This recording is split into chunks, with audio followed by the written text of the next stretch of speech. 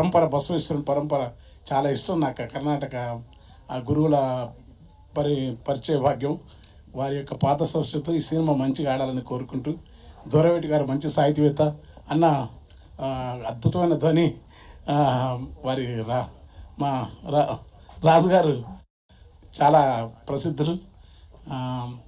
మన మిత్రులు నర్సన్ వీళ్ళందరూ, ఇంకా దూరవేటి గారు అంటే యాక్చువల్ నిర్మాతనే కాదు, అద్భుత సీతారామ శాస్త్రి స్థాయిలో పాటలు రాయగలడు.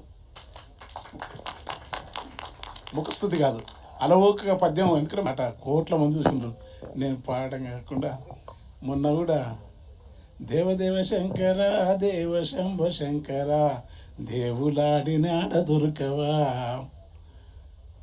ఆ పాట మొన్న వచ్చింది. ఇంకా ఇంకో పాట కూడా వాడినాను. అదేది ఇష్టం నాకు శివుడు అంటే. నేను వైష్ణవ కుదురు నుంచి వచ్చిన ఆ సమత్వం అనేది ఉండాలి.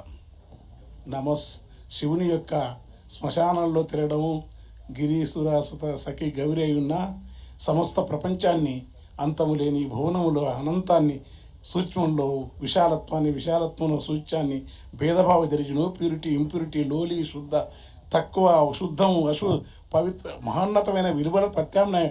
భారతీయ తత్వంలో శివతత్వం అనేది మహోన్నతమైన తత్వం. అది ఆ తత్వంతో సినిమా రావటం అనేది ఆ ప్రమాణం. ఎందుకంటే శంకరుడే నాస్తికం అని చెప్పినారు, కానీ శంకరుడు నాస్తికం అనే ఒక పుస్తకం ఉందని నాకు చెప్పిన మా గురువు, మా దగ్గర ఉండే ఆయన పరిపూర్ణం తండ్రి కైవల్యం ఆయన రాములని నాస్తికం అనే పుస్తకం రాసినాడు. శంకరుడు నాస్తికులకే భగవంతుడు ఎక్కువ దర్శనమవుతాడంట అని చెప్పి, అట్లాంటి శివుడు కూడా ఆ శివతత్వంతో ఉన్న ఈ సినిమా దూరవేటి గారి తిట్టం. ఎందుకంటే ఆ సినిమాలో ఉన్న పాటలు ఎన్నో చాలా బాగున్నాయి, కథ కూడా బాగుంది. వీళ్ళ హీరో ఇతనా, హీరో ఎవరు?